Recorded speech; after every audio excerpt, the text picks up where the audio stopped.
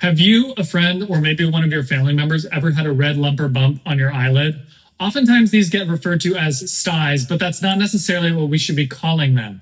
I'm Dr. Robert Gunzenhauser. I'm a board-certified ophthalmologist and glaucoma specialist practicing in Upland, California at the IMDs of Inland, and this is IMD Explains. Today, I'm going to be explaining styes.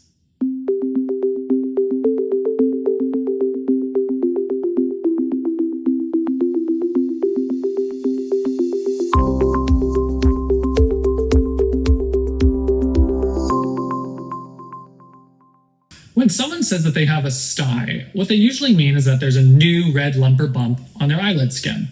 However, in the medical community, in the ophthalmology community, if someone says they have a stye, that necessarily points to a specific diagnosis called a hordeolum.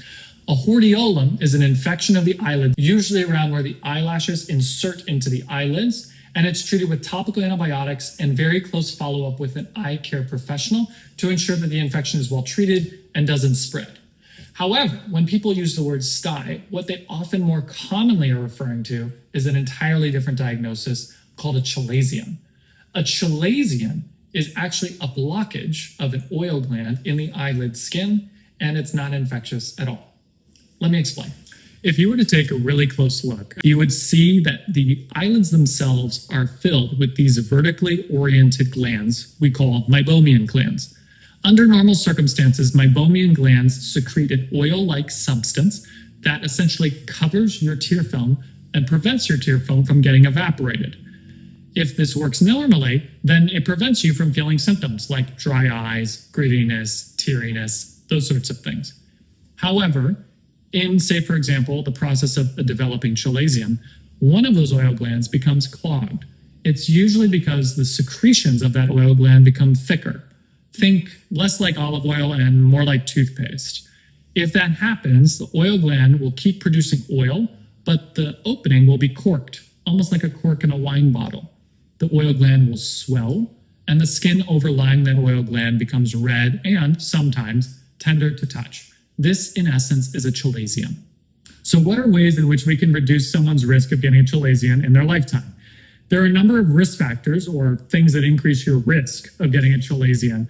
Some of those risk factors are modifiable, meaning we can change them, we can work on them, and we can use them to effectively reduce your chance of getting a chalazion. And some of them are not modifiable, meaning we have no control over them, and it is what it is. To briefly touch on the non-modifiable risk factors really quickly, those include things like your age. The longer you live, the more likely it is at some point in time you're going to get a chalazion. Also, chalazia, it turns out, are more common in women.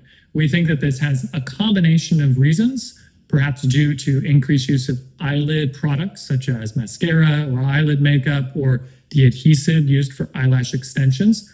Some of these products can be irritating to the skin around the meibomian glands, lead to inflammation, lead to swelling, lead to an increased risk of developing a chalazion.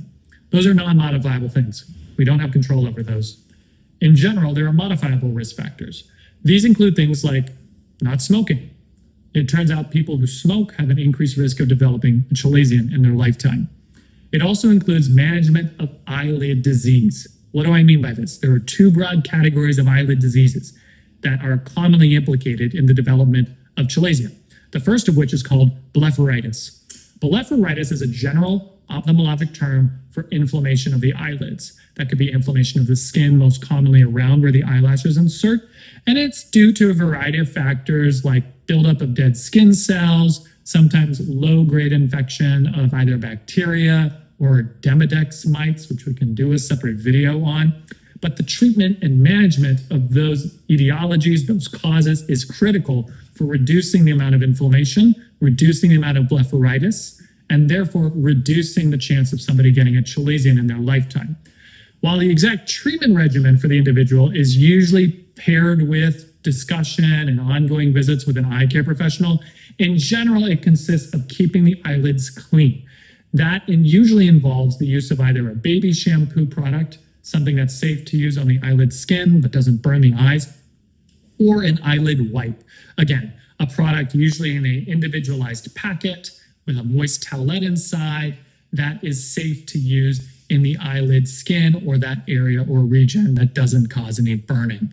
Blepharitis itself is a chronic condition, which means even if you're feeling good and you think you're managing it well, a low level of treatment is still established and utilized on a regular basis to prevent it from getting worse in the future. That's category 1 of eyelid disease. Category 2 of eyelid disease is something called meibomian gland disease or meibomian gland dysfunction.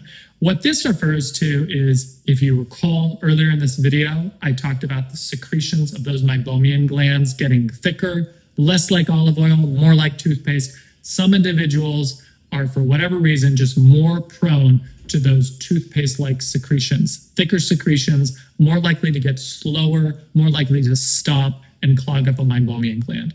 The treatment for meibomian gland dysfunction or disease, again, should be partnered with your eye care provider, but in general, usually revolves around the use of a warm compress. And I'll talk about warm compresses in just a minute.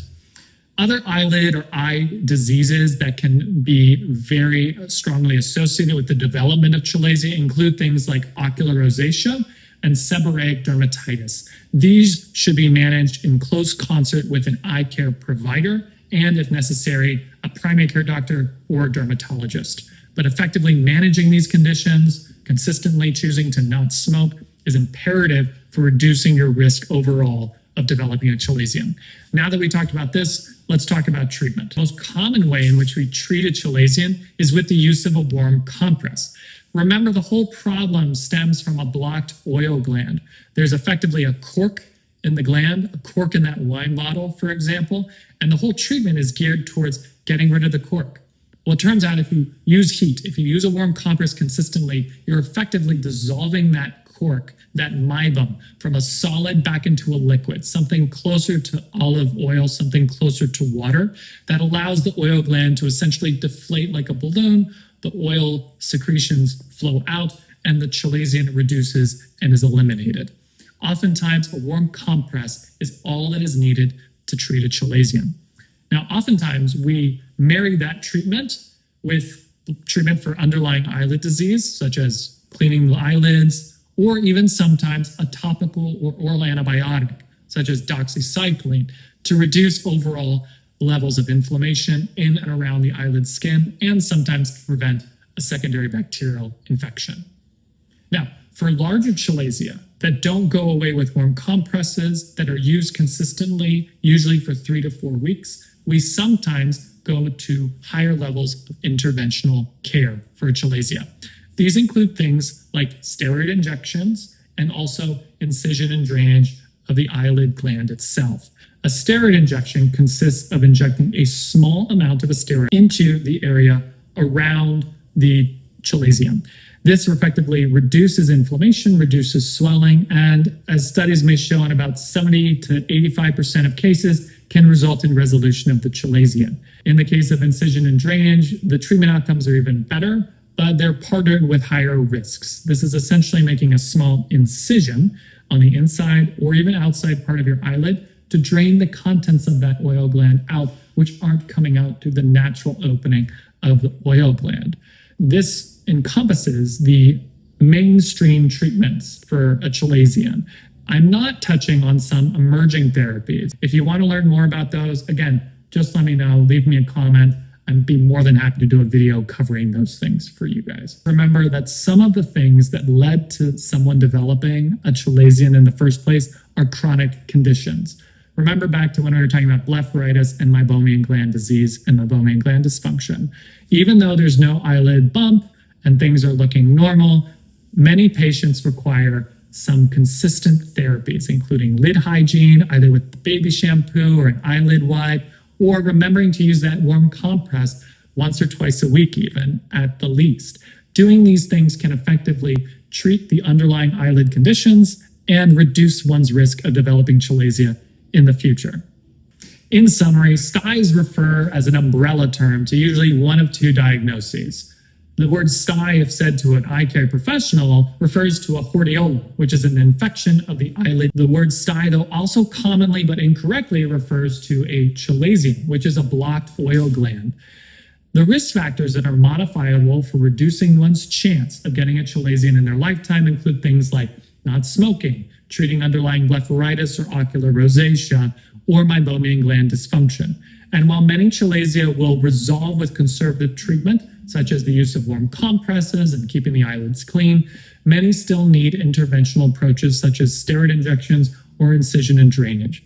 But remember that the underlying pathology, the underlying disease leading to a chalazia forming is often a chronic condition that requires consistent monitoring, therapy, and follow-up with an eyelid professional to make sure that one is doing the very best to prevent a chalazion from happening in the first place. I hope you've enjoyed this episode. We'll see you next time. This is IMD Explains. Thank you.